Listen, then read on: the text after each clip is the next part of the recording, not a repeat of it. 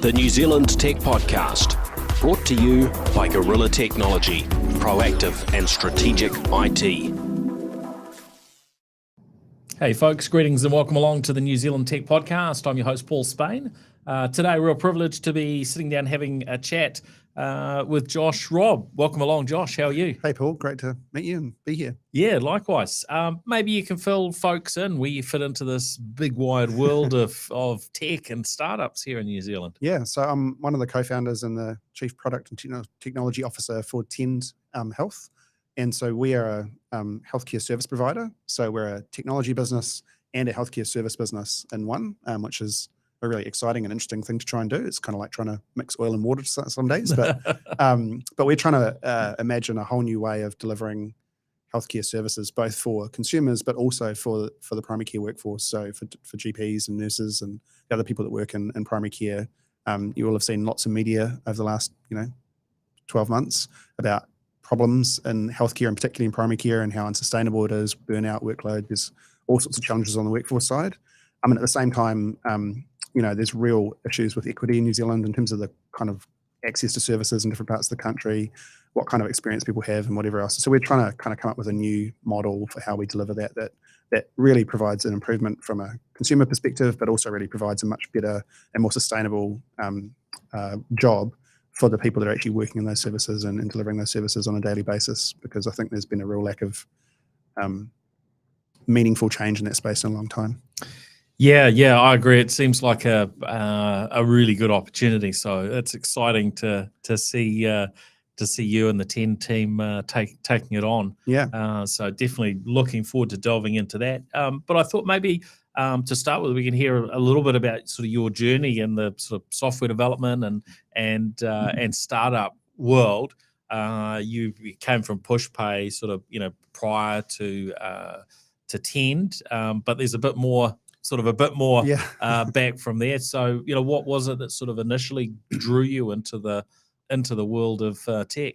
Well, I think at the start of my career, I worked for Fujitsu, doing kind of consulting and services stuff, and really had a great team. Really enjoyed what I was doing. Technically, really interesting. But what I realized quite quickly is that if I was doing that kind of work, I was always going to be in the cost center side of a business, and I quickly understood that I wanted to not be on the cost center side of things. I wanted to actually be on the value creation side of things. And so I kind of made a switch. I'd been programming since I was young, 12, 13 or something, but I kind of was like, I should move into software engineering, because if you build products that help run businesses, then that's more value than just making networks and systems work well for a business. And so I went and worked for Glazier Systems, which quickly became Advantage Group and then became eventually Intergen. Worked with a bunch of really smart people there, like Tony Stewart and Rod Drury, and a whole bunch of really smart people. And a few people at that point in time were really evangelizing the idea of software as a service. Salesforce had been out for a few years at that point in time, and the idea that you could deploy something with a web browser as opposed to having to run around with binaries and storing them on individual computers was kind of transformational. And I was like, this is much more interesting. And so I kind of got excited about software product development from that experience. And that's kind of what I've done. And I think only recently have I kind of looked back on my career and realized that pretty much since that point, which is around 2000, 2001, I've consistently chosen to go and work for crazy entrepreneurs over and over again. And even though some days I'm like, why do I do this to myself? I've kept on making that choice. So I must enjoy it. Otherwise I wouldn't keep on choosing it. And I do, I really, really do. So I love my friend JD Trask, who's the CEO of Raygun, made this comment. He's a bit like me. He grew up quite nerdy and into computers at a time when that was definitely not trendy. And he said, I was never into sports at high school, but when I realized that business was like the best team sport ever, then it suddenly clicked for me. And I think that's a really nice way of thinking about it. It's like I really, really enjoy the camaraderie of doing something with a group of people, building something together, trying to grow, dealing with the kind of highs and lows of that on a daily basis is really good fun. And I've worked pretty much consistently for startups since that point in time in different kind of shapes and stages, but always kind of choosing to kind of be in a business that's building something new, as opposed to businesses that are kind of running something that already exists. And there's no disrespect to people that do that. It's a hard job, but I really enjoy the growth and the building. So that's been the choice. I've kind of done a whole bunch of stuff over the 20 years intervening, but that's been my kind of consistent pattern of decision making. Yeah, maybe not fully conscious, but yeah. So in those early days, sort of moving into the software world, What did you do? I worked for lots of failed startups. My wife and I moved to Italy, and we lived there for a year and a half or so, which was a great experience. Not much of a startup scene in Italy at that point in time. It's changed a bit since. And then moved to London and worked for a couple of startups there.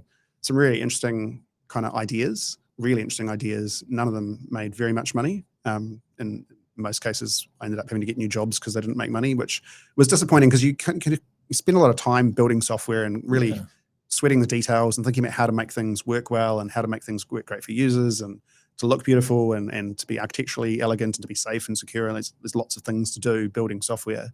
And then to kind of get to go home and just throw that away and start again is kind of, disheartening for the team and disheartening for the individual. I mean, apart from the business failure side of it, which has obviously got its own kind of dynamics, but to have kind of spent this time crafting something and then for it to come to nothing, a few different times was kind of very, not painful, but just it kind of really forced me to start thinking about, okay, if, I've only got so many rolls of the dice in my career, how do I make sure that the things that I'm working on, I think, are sustainable ideas that can actually turn into something that is meaningful and valuable over time? Was a kind of a real interesting learning experience to me. I'd say that was kind of the noughties for me, was kind of going, okay, how do we make sure we build software that's good? And so by the end of the noughties, I ended up working for this interesting organization. They've actually rebranded again. I actually can't remember the current name, but they were TMP worldwide, and they do recruitment advertising. So they're an agency that their whole business is helping employers recruit people, and they have some very big clients like BP and Tesco in the UK and all sorts of stuff internationally.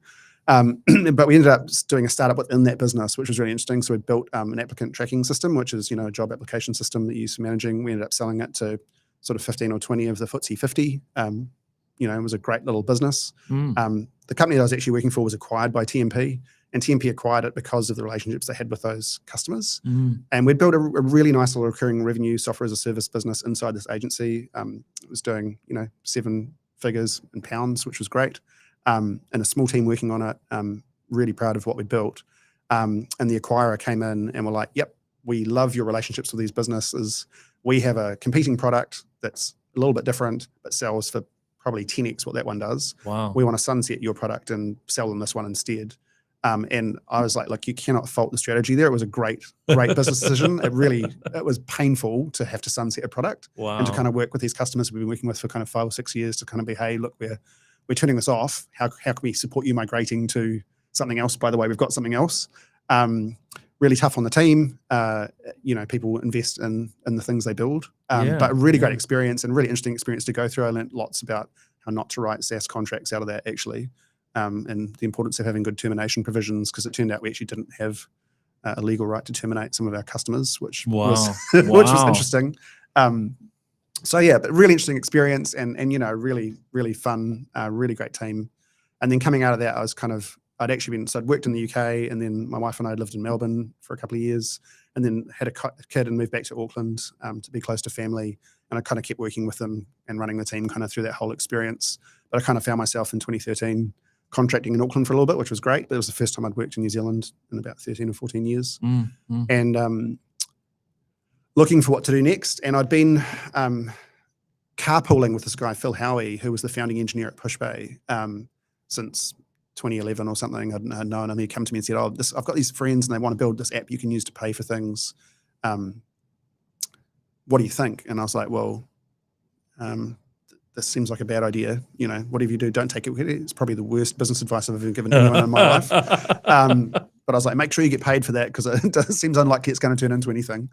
I guess you'd been part of things. I've been in a lot of failed startups, and I know a lot of people that have worked in failed startups. So, And to be fair, like the initial idea for Pushpay was very, very broad. Chris had this really, really wide ambition to be like a horizontal payment brand like Visa or MasterCard, and they experimented with all sorts of things. I mean, full credit to the team at that point in time. They tried, paying for coffees and paying for builders and plumbers and paying for electricity. Yeah, electricity. I mean, I worked on that, but they were like talking about doing a deal to pay for toll roads. I mean, there was clearly at that point in time a real payments problem. It was inconvenient to pay for a lot of things, and mobile payments at that point in time were not very prevalent. I mean, it was obvious that Apple and Google were going to come for that market. And I think that's one of the things I actually learned that's really interesting is it's very, very hard to know from the outside whether or not a business is going to be successful, because everything is so dependent on the actual strategy of the business and the need that they're filling within the segment. And so it's easy to look at the outside, like at Pushpay, people used to say to me, well, how do you have so many developers? At the time, the team was like 100 people. And it's like, seems like a lot of people for what looks from a consumer experience perspective, like a couple of web pages that let you pay for things. And maybe an app. But unless you understand the value that the business is providing to the people that actually pay it, it's very hard to assess whether or not it's going to be successful. And I think that's kind of part of my journey, has been kind of getting my head into what's the actual underlying business model, like where are the actual gaps in the market, what are the customer needs, and where is the value, and what are people willing to pay for? And I think if you can find a problem that's big enough that people are willing to pay for, then you can have a great business no matter how much it looks like something else, if you're solving real people's problem and they're giving you real money for it. So, yeah. And so what was it that sort of, pulled you in to actually join Pushpay? Well, I'd worked for another startup that had run out of money. And so at the end of 2013, they'd run out of money. And so I kind of found myself unexpectedly on the job market just before Christmas. And Pushpay had actually run out of money as well. And because I knew Phil quite well, I knew some other people in there too. They'd had this big staff meeting, and full credit to Chris and Elliot. They had the staff meeting and they'd said, look, everyone's just been paid. We need you to know that's it. There's no more money in the bank for next month's payroll. So we would like you to make sure that you act in your own interest and look after yourselves and your families. And we want to be fully honest with you about this, which I really respect. Like, that's a hard meeting to have with the team. Yeah. I remember we discussed that when I chatted with Chris Heslip on NZ Business Podcast, and we sort of talked through that journey. And really interesting just to hear that story from his perspective, because they did have a couple of options, Sure, they did, but at that point in time, they also had no money in the bank. And so I actually, like, Chris knew that I was on the market. He found out, and so he'd contacted me through the CTO at Pushpay at the time, and I came and had a meeting with him and Paul Shingles, who was the COO there, and they were like, we'd love you to come and work with us. The team was like 2 or 3 people. And I was like, well, haven't you just run out of money? And they're like, yeah, but we think we're going to get some more. And I was like, okay. So it was like early December, and I was like, well, I'll just have summer off. I'll do Christmas with the family. And in January, if you've got money, I'll come and work for you. And if you don't, I had a job offer from Spark, and I could go do some software development there. And I was like, well, okay, I've got something. So they managed to raise some more money. Peter Hewlett came and invested at that point in time, and they really took off. And one of the things that I'd been talking with Phil earlier about in the Pushpay journey was that they were kind of randomly trying all these different kind of options to try and find product market fit, which is a great way to do it. But I was like, Phil, what Pushpay really needs is someone who's going to be in the room and ask the question, how is this going to make us money? Because there's lots of payment problems, but there are not lots of payment problems that will generate sustainable revenue. Solving payment problems, if you're not clear on how that's actually going to turn into a revenue stream for you, seems like a bad business strategy. And they'd hired this guy, Paul Shingles. It's an interesting story, actually, but Paul was the guy in the room saying, how is this going to make us money? And they'd hired him about 6 months earlier. And between him and the Hewlett family, they'd kind of suddenly focused on, this church market really have a payment problem, and they're willing to pay for a solution to it. And which is an important, having a good problem is really important, but having customers that are willing to pay for a solution to that problem is as important as having a good problem. So Paul had kind of, and the rest of the leadership team and the Hewlett's had kind of helped focus the business on, okay, let's really go hard after this church market in the States. And they'd raised this money to scale into the US. So pretty much at the time that I was joining, Chris and Elliot were moving to the US. They'd already been there for a bit, kind of temporarily, but they were fully committed. What's the saying? Committed like a pig, not committed like a chicken. So they relocated their families. So I came in and quite quickly ended up running the engineering team there by about the middle of 2014, and growing that team from 4 to, I don't know, it was very rapid growth. I think we added 25 people in the first year, and then kind of tripled and then doubled and doubled. So it was 100 people within kind of 2 years. So that's a very hard thing to do. Both just recruiting that many people is complex from a kind of cultural and workforce availability perspective, but also kind of maintaining forward momentum on key initiatives and projects. The business was growing very, very, very quickly. So I think when I started, we probably had less, maybe like $50,000 of recurring revenue per annum. At the end of the first year, actually must have been less than that. At the end of 2014, we probably had $200,000 of recurring revenue, and the year after that, we had millions. It was ridiculous. We were adding hundreds and hundreds of customers a month by kind of early 2015, and so there are all sorts of interesting problems to kind of solve, and scaling challenges and quality challenges and whatever else. But it was a great experience, and had a really good time Yeah. So tell me about that that scaling, that growth. Like, Yeah.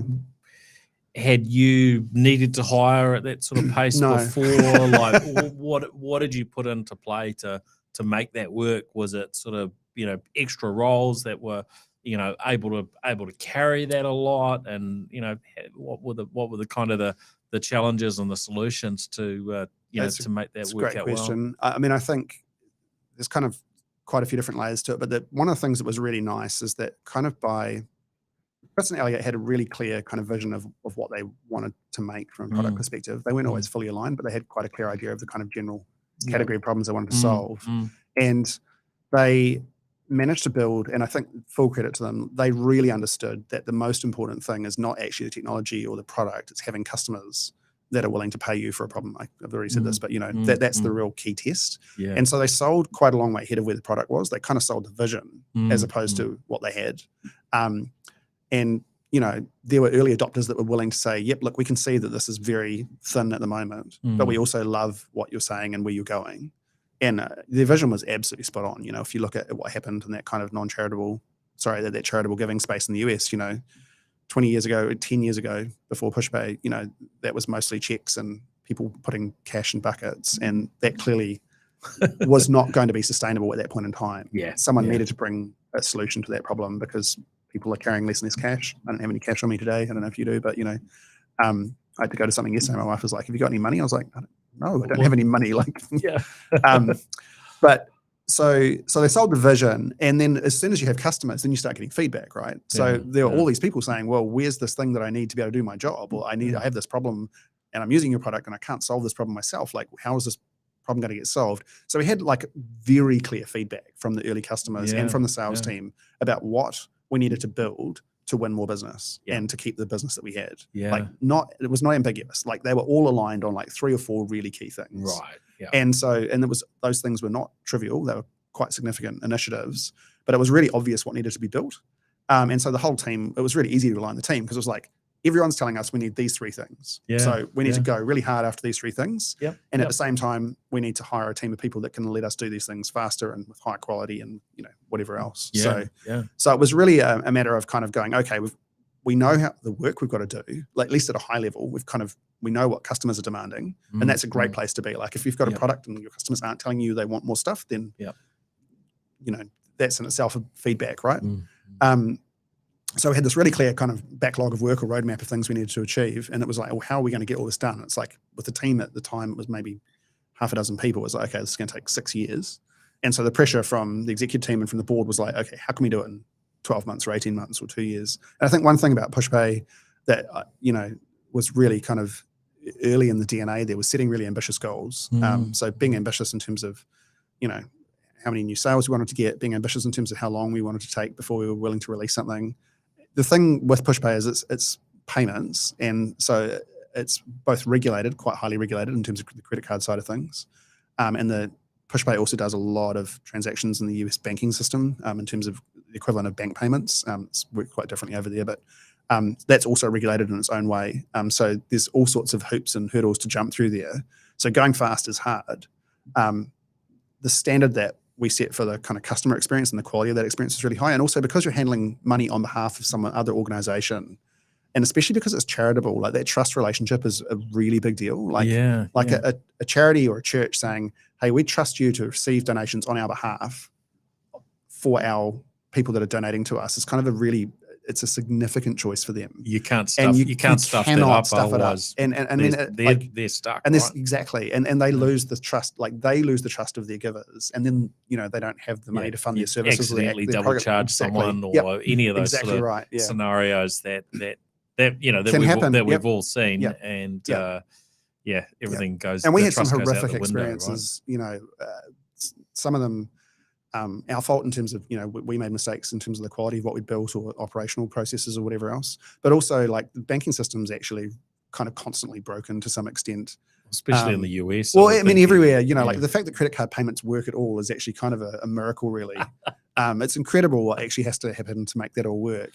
And so, I mean, we had situations where, at 2 or 3 occasions, where processors in the States or banks or bank networks in the States would load yesterday's tape again by accident and replay transactions on our behalf. that would affect hundreds of thousands of people. They would they would at least Wow. put holds on the money again. Wow. And then all of a sudden, you've got someone who gave $200 yesterday, having another $200 come out of their account today. They might not and have room They to buy don't, or anything they else. can't buy food, or they can't pay their rent, Oh.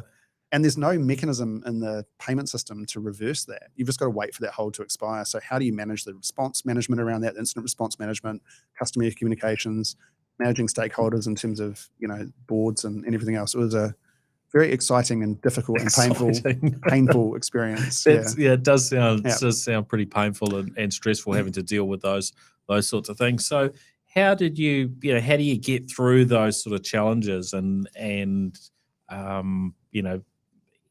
on the better side? So I think I stole liberally from lots of other people, and so I think in particular in 2014, 2015, Etsy, the sort of online craft marketplace, had been through a really difficult scaling period of their own from sort of 2010 that had all sorts of interesting things. And they talked quite publicly about some of the issues they'd had and some of the practices and cultures and things they'd focused on. And one thing that I'd kind of been interested in for quite a while, I'd worked with this startup in the 2000s, excuse me. I'd worked with a startup in the 2000s who had not been successful, but the guy that ran it was really, really interesting guy. He was into all sorts of alternative religions and all sorts of things. And he'd introduced me to Nonviolent Communication, which is a book by this guy whose name just is temporarily escaping me, who had spent his whole life trying to facilitate dialogue between Israelis and Palestinians. Oh, wow. And so he has a framework for how to express strong feelings and needs and whatever else in a way that is kind of clear and unambiguous, but also non-violent. That was my first introduction to the kind of overall notion of just culture and the idea that there was kind of two ways to kind of deal with conflict in life.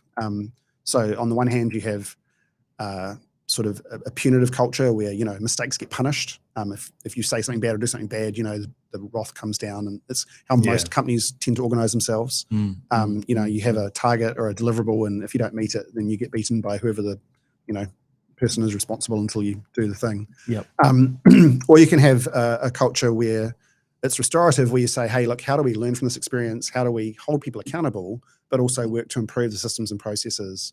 And what Etsy had discovered, their CTO at the time, John Allspore, or VP of Engineering, had encountered what's called human factors research, which is study into incidents or human errors. And so kind of things they typically research are things like air traffic control, or, and plane or vehicle accidents or ship accidents, but also medical misadventure and surgery. There's a whole bunch of research in there.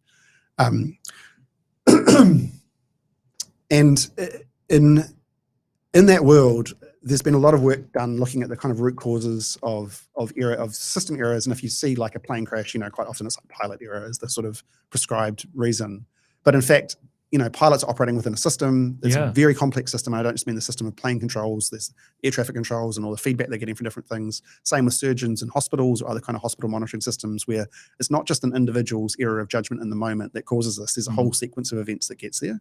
And so some software engineers have kind of taken some of these concepts and turned them into this idea of kind of just culture, or sometimes it's called blameless culture, which is the idea that running internet services is not dissimilar to flying an airplane or to maybe doing surgery. I mean, maybe that's a little bit grandiose, but certainly it's very similar in that they're complex systems. There's many different people involved. There's different factors. There's different agents and actors.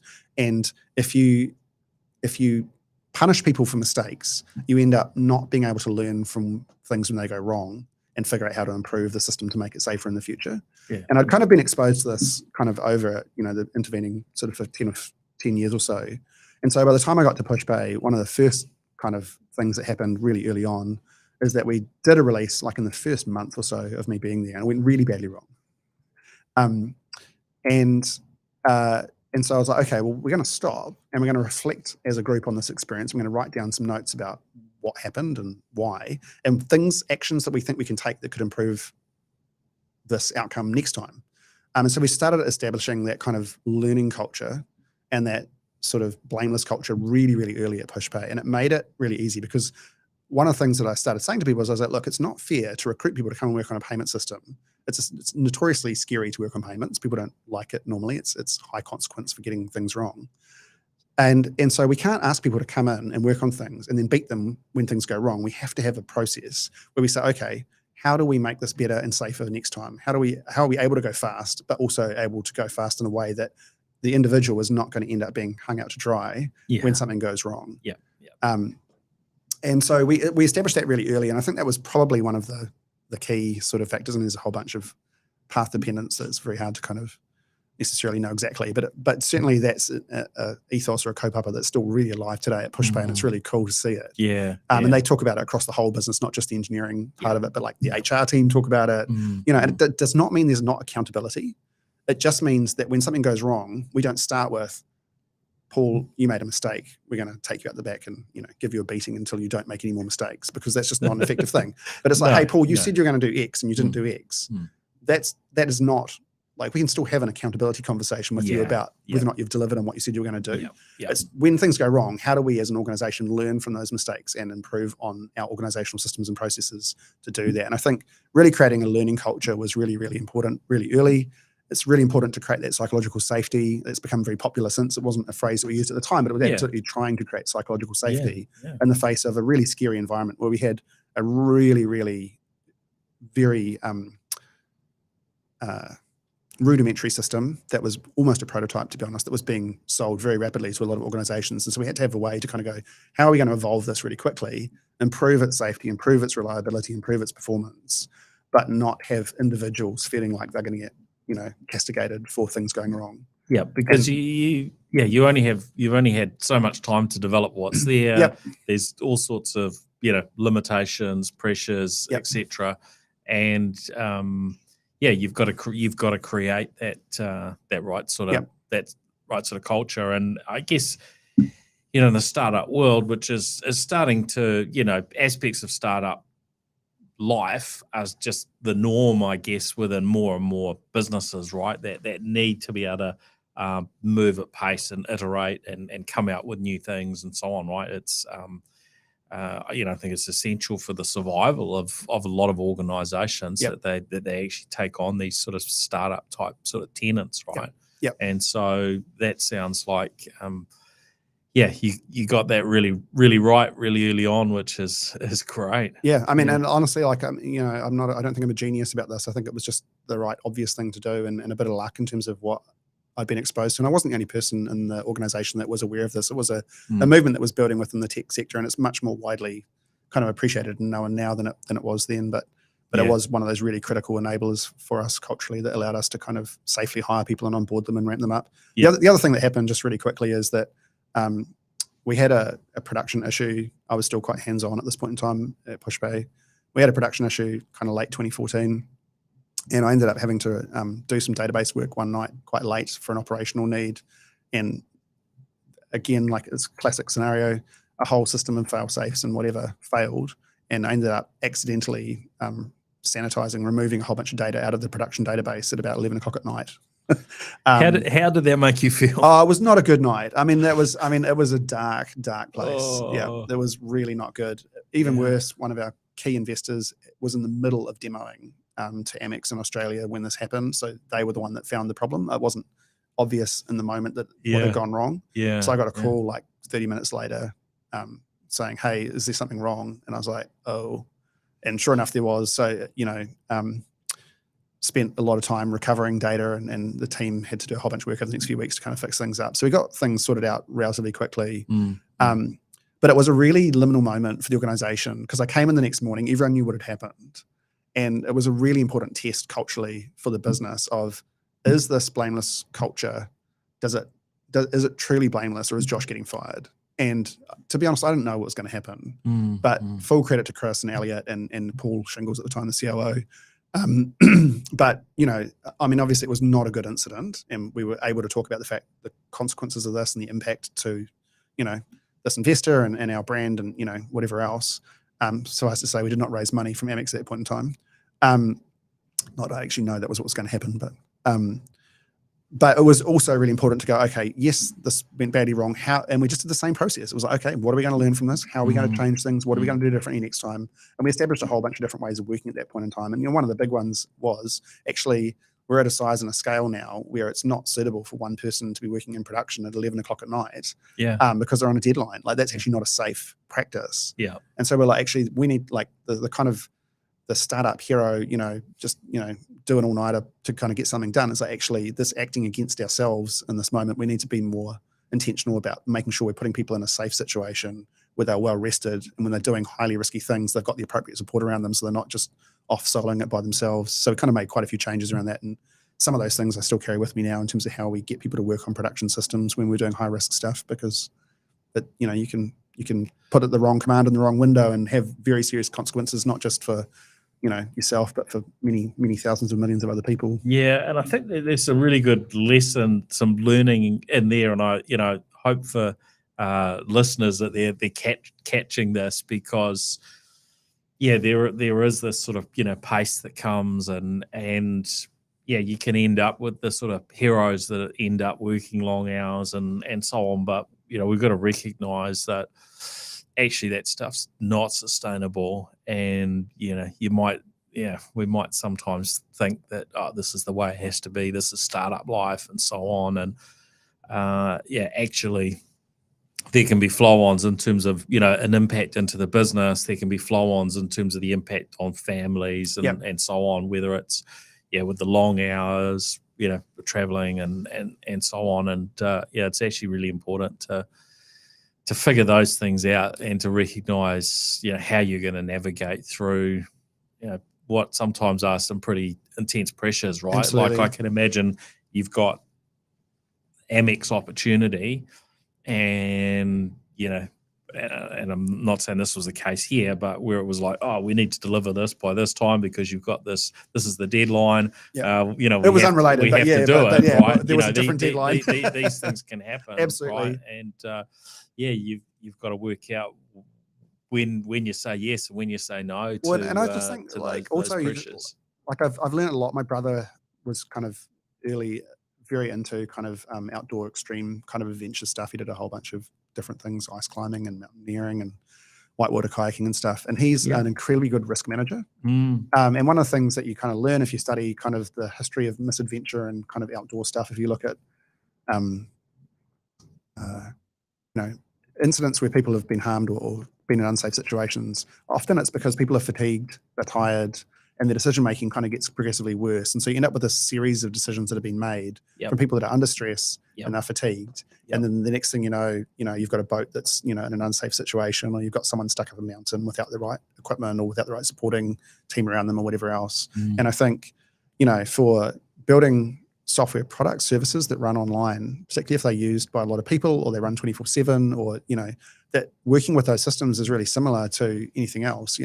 There are decisions that you will make that are really high risk decisions, and how do you provide a culture and a set of management mechanisms that mean that people aren't making dangerous decisions by themselves when they're unprepared for them and they have the right support around them and they're not fatigued. And so kind of learning things like later on at PushPay, we started moving into kind of much more structured incident management where things were going underway. We would rotate people through incident management roles every kind of 4 to 8 hours so that no one was running an incident for too long before the pressure kind of ends up kind of compounding into, and all of the big mistakes that I've seen have ended up happening. They tend to be after hours, they tend to be late in the day, people working to deadlines, and then the remediation and response to that gets very complicated because people aren't available. It's the weekend, I've been in so many war rooms over the years where people are dealing with major problems and everyone's tired and stressed and frustrated, and people get elevated, and it's difficult to kind of manage people's emotions through that, and also to make sure you're making really high quality decisions. And so how do you kind of create a culture where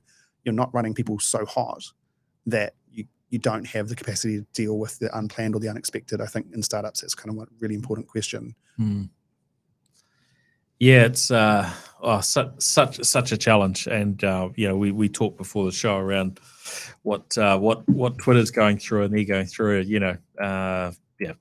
huge changes, and there's an aspect there where they've reset in many ways, sort of back to they've got an existing product, but they've reset back to we need to whatever they've decided that that Musk has decided and the team have decided that they need to do, and it seems to be big up in sort of pace and intensity and so on it's going to be quite fascinating to see how that plays out. It really will over time.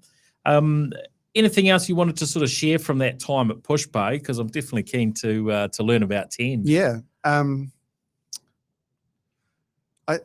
I mean, there's so many stories. It's, but I think we've kind of covered some of the important stuff. I mean, it's a phenomenal business and a phenomenal product, and I'm really proud of the work that we did there. There's a whole amazing group of alumni that have gone on to do other things, and that's one of the greatest things, actually. I think, between there's been a whole bunch of exits over the last couple of years in different ways, and it's just really nice to see the ecosystem in New Zealand growing in terms of its capability and experience. Yeah. And so I think that's kind of one of the things that I'm most proud of is between Pushpay and Vend and Timely and a whole bunch of others, there's all of these kind of people that have now seasoned operators that are kind of coming out and doing their own things, or working in other startups doing stuff. And it's just nice to see New Zealand's overall capability growing in that space, because I think New Zealand's always had quite high quality software developers in terms of people that can build software, but there's a difference between building software and building a product. And especially online products, software as a service or whatever you want to kind of, what nomenclature you want to choose. It's more important to run the service well than it is to build the product in some ways, because if the service isn't reliable, Twitter's a good example, the fail whale of 10 or 12 years ago. Went on for years. It went on for years, right? Yeah. And if products aren't reliable, customers will abandon them. Twitter's a little bit different because it's a consumer product and it was free. So, but if you're selling software to people and it's not reliable, that's really the end of the game. Yeah, it's quite funny. I actually met the I guess graphic designer, illustrator who designed that fail whale for Twitter one time in the US. And it's quite funny that something that's such a sign of failure was so well known. And it was and that was must be one of the most famous illustrations in the world, right? Yeah, at that time anyway. I mean, a lot of people these days wouldn't probably not even familiar with it, but there was that window of time where, the platform was struggling so much that that illustration would come up on a pretty regular basis. So kind of funny. Yeah. So Tend, how did Tend come about? What was what did the founding of it look like? How did you get involved? Yeah. So while I was at Pushpay, I was doing quite a lot of travel. Was in the US probably every month or every other month for a couple of weeks. So it was kind of 3 or 4 months a year on the road. And I've got 2 kids and a wife. And so my wife and I have been talking and sort of trying to work out what we needed as a family. And this was not working particularly well for us anymore. And around that time, Cecilia and James Robinson approached me and told me they wanted to do something new. They'd been out of my food bag for a couple of years at that point in time, and they'd tried retirement and found it wasn't really for them. They got bored. And I can imagine. They were missing some purpose and a sense of kind of mission. And so they made me sign an NDA. And I was not really looking for anything. So I was quite difficult, to be honest.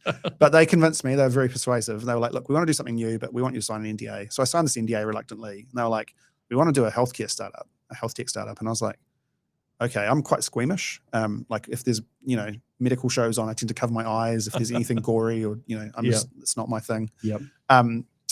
And so I'd never really considered this. But I had kind of looked around, and one of the challenges in New Zealand, and we were talking about this before the show, but is that if you build software, it's very difficult to build a software product that's only for the New Zealand market. Trade Me is an outlier example. But there's not very many pieces of software you can build where the market in New Zealand is big enough that you could just sell it in New Zealand and have a sustainable business. And so I had kind of assumed that my next thing was going to need to be offshore, because I was just like, there's just not that many opportunities. And the problem with being in New Zealand is it's great from a lifestyle perspective, but if you have to travel to customers, it's really, really tough. Yeah. And, Rod Drury before Xero, he had a startup called Aftermail. And I remember him talking vividly in 2006 about the cost of the travel for Aftermail on him and his family at that point in time. And lots of other entrepreneurs that I know have also kind of been through this problem of build a successful business, manage to kind of launch it to the world from New Zealand, which is fantastic. But then you end up on this treadmill of being on planes and, going and doing stuff. And it's been different over the last couple of years with COVID, but I'm already seeing kind of lots of my friends back on planes, back in the US multiple times. Yeah, it's fun the first few times, right? Yeah, like travel sounds glamorous until you actually live a travel lifestyle. And then, a friend of mine said to me, it's a great lifestyle for people who are single or who want to be single. And I'm neither of those things. And I think, that's one of the under talked about things and with sort of the software world in New Zealand is actually that, COVID's been great because it's cut down some unnecessary travel. And I think people are much more willing to kind of do deals over Zoom or whatever these days. But there is still a need to be in market with your customers, potentially with the rest of your team if you've got a team that's remote. Yeah. I know people in the last few weeks that have been in the UK and the US all over the place. So I was trying to work out what I was going to do, and I hadn't really considered health at all. And Cecilia and James were like, look, we think there's this huge opportunity. They'd actually been talking about this idea since before they started My Food Bag. One of the largest healthcare providers in Sweden is a telehealth provider. And so they've been kind of watching that grow since 2011, 2012, and kind of going, oh, this looks really interesting. But they'd gone with the My Food Bag idea, and it had gone very, very well for them. And so they kind of pitched me this idea, and I was like, well, that's really left field. That was not what I expected. And so I went away and started doing some of my own research, not in the QAnon sense, but just trying to understand what was going on, both domestically and internationally. Yeah. And a few things became really, really clear to me. One was, this was had the potential to be a really significantly sized business in New Zealand without doing any travel, which ticked one of my own personal kind of goal boxes. As I got to know Cecilia and James, I really, really started to warm to them. And we just have a really phenomenal relationship now, and it's great. I like entrepreneurial people. As I said, I've consistently chosen to work for crazy entrepreneurs my whole career, and I think they absolutely fit that box. I love it. There are days where you're like, man, why do I do this? But most of the time I love it. And they are phenomenal business leaders and just great people, and really values aligned, which is also really important to me. Is it's really important to be working with people that you actually respect and respect their kind of way of thinking about making trade-offs in business, because you have to do that. So I started looking at this, and I was like, man, there's so many challenges. The workforce is really burnt out. Customers aren't necessarily, or patients aren't necessarily getting consistent levels of service across the country. I started to understand a little bit about how some of the funding models worked in New Zealand, which is obviously really important. You've got to understand where the money's going to come from to make a business sustainable. And then one of the biggest things was just the kind of lack of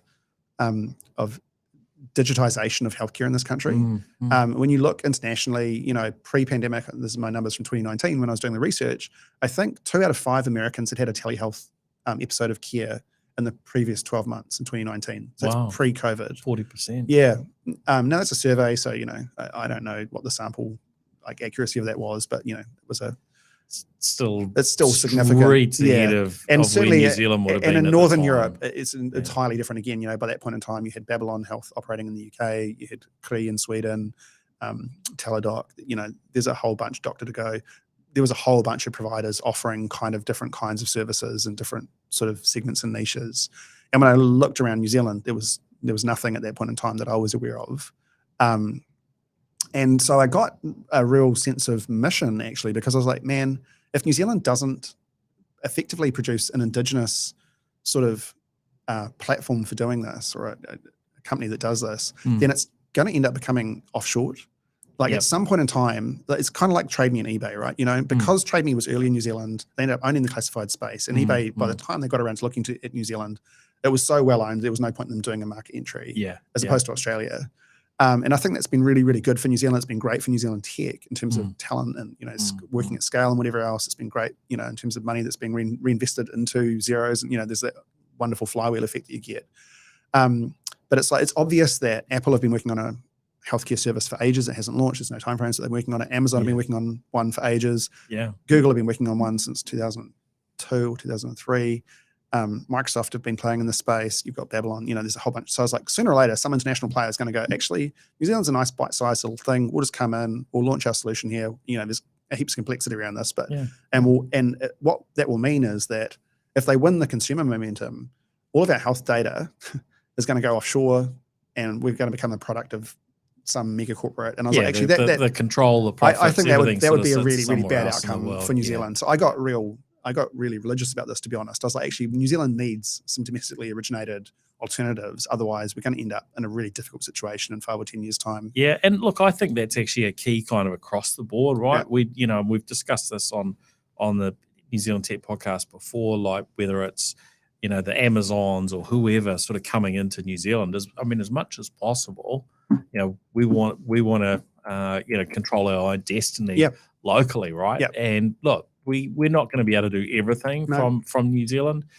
Look, it's great to have Zero, for instance. It's the other way. It's coming from New Zealand to the rest of the world and so on. But I'm definitely on board with what you're saying, and probably would like to see that in as many areas as possible. So I hope that others that see similar opportunities are taking that mindset on board as well. There's obviously been a whole discussion around banking over the last couple of weeks, right? Which is another good example of kind of offshoring, the profits and onshoring the sort of downside. So anyway, so that was kind of the genesis. So we started working on this in 2019. I quit my job at PushPay and kind of gave lots of notice and started working full-time for Tend in November 2019.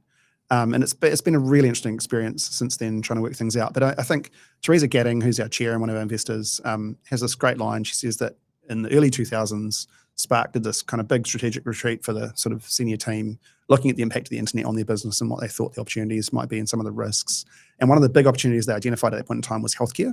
And what she likes to say is that, since then, the internet has transformed, dating and banking and all sorts of things, and it really hasn't transformed healthcare, not in a way that is meaningful from a customer perspective.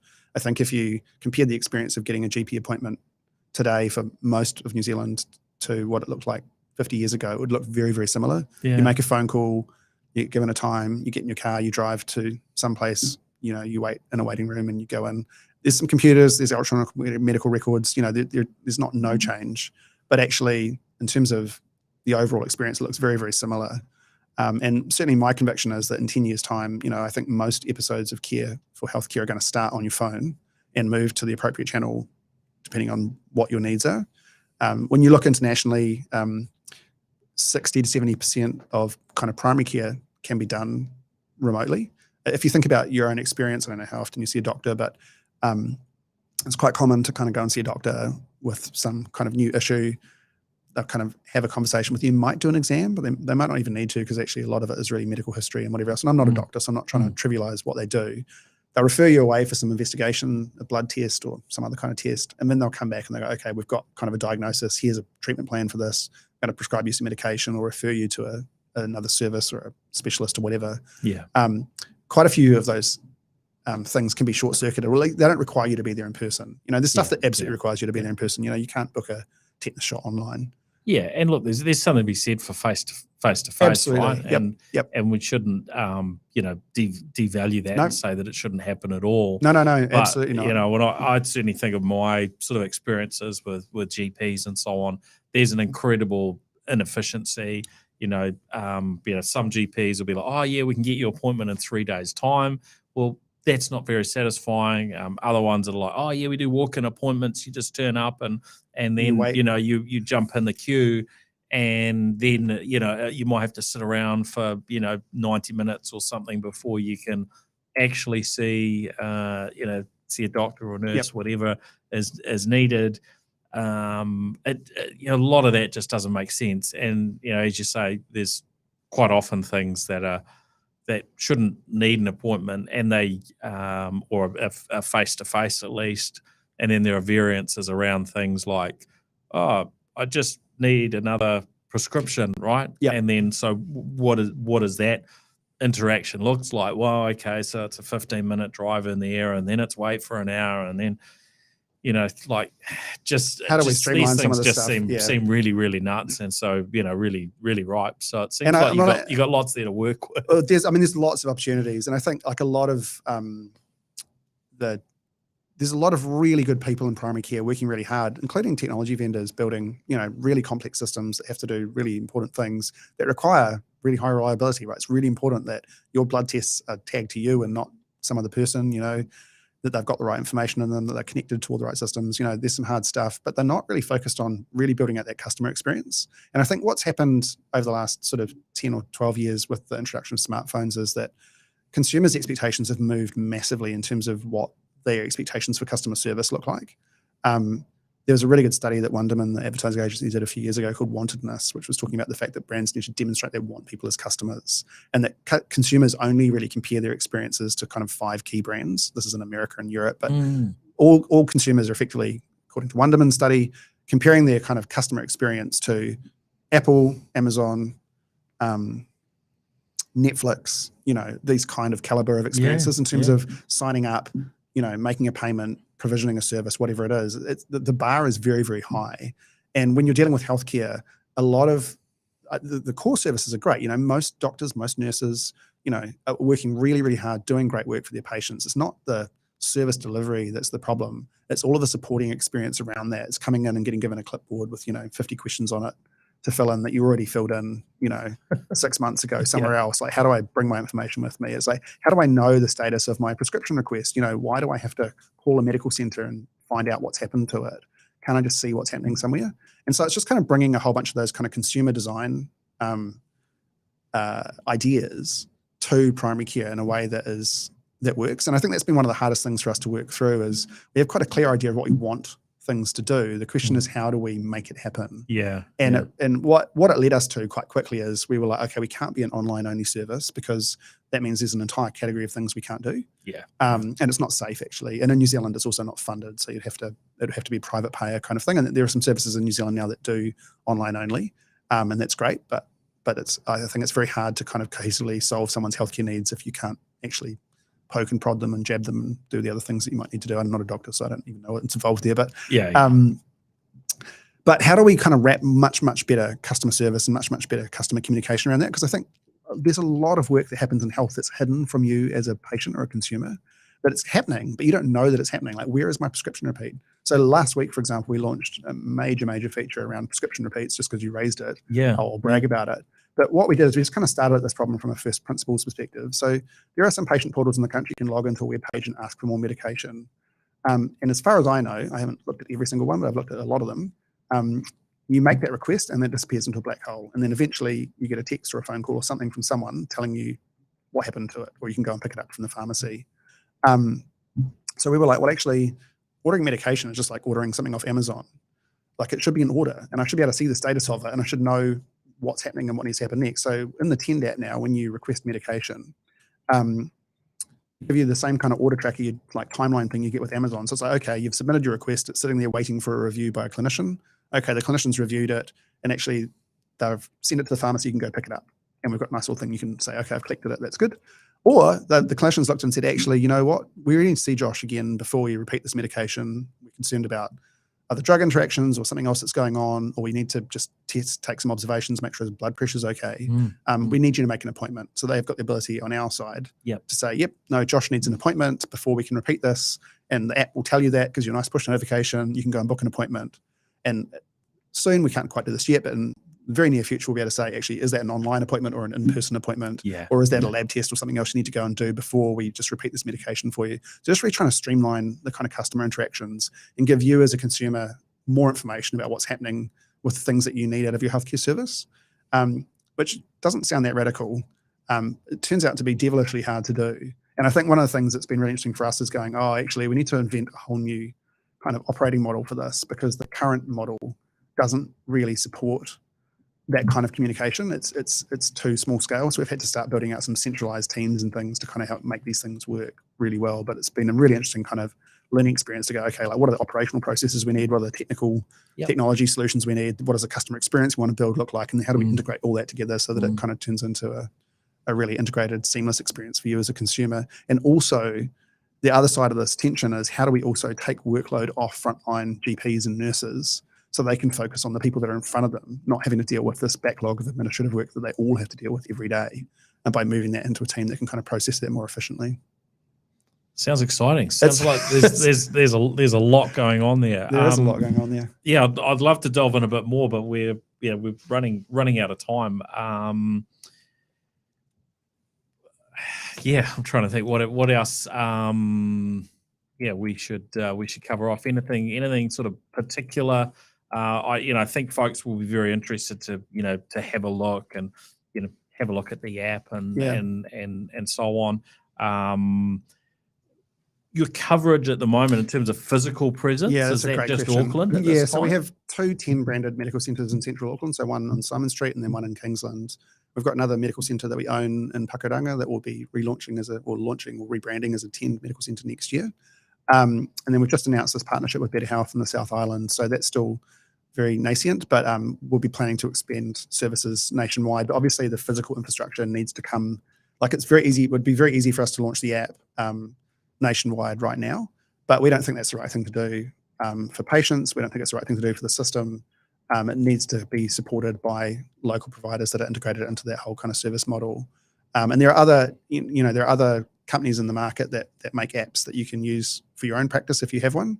But we have the kind of vertically integrated approach where we have kind of, centralized operations for a whole bunch of stuff that mean that we can kind of deliver these services in a way that's predictable. I think, there's a long history in this country of trying to launch apps without kind of really having the supporting operational infrastructure and the customer experience and stuff around that to make that all work.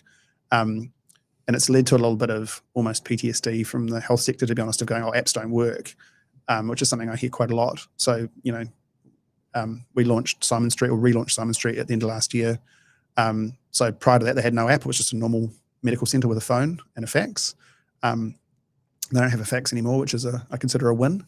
And all the phones are centrally managed at Tend, so the phones don't actually ring in the medical centres anymore. They ring into a central customer service team that can then deal with you, which is great. But we launched our app there in December, so no users of the app. And by kind of March or April, we had more than 90% of patient interactions in a month happening on the app. And because we've just put a lot of effort into designing a really streamlined customer experience, which is exactly the same as what you see signing up for Instagram. But it's not something, I don't think that health is necessarily appreciated, kind of the kind of product design ethos that is kind of quite prevalent across, the tech ecosystem. And so it's kind of really putting the effort into like, how do we really streamline this stuff? So I think on average, it's taking around 2.5 minutes for a user to sign up to Tend, which is, pretty good. About 80% of people that start finish that process, which is an amazing conversion rate. In almost any kind of environment I've ever worked in. It's unheard of. So just really kind of polishing. How do we get the right information from people as progressively as possible, as simply as possible to kind of make things happen? Yeah. So, yeah. Oh, that's great. Well, we'll definitely have to get you back for for an update along the way. But yeah, really interesting to get some insights and hear a bit about your journey, Josh. So yeah, thanks for sharing all your or some of your expertise and experiences with us. Really appreciated that. Thanks everyone for listening in. Also, a huge thank you to our show partners, Vodafone, Spark, 2 Degrees, HP, Gorilla Technology, and Deal. We really appreciate their support for keeping us on the air. And thanks everyone. We'll be back again next week with another episode. There's a fair bit more content sort of coming through between now and Christmas, and we'll probably also have some things to listen into during the break as well, if you're so inclined. Awesome. All right. Thanks again, Josh. Thank you. Cheers. The New Zealand Tech Podcast, brought to you by Gorilla Technology, proactive and strategic IT.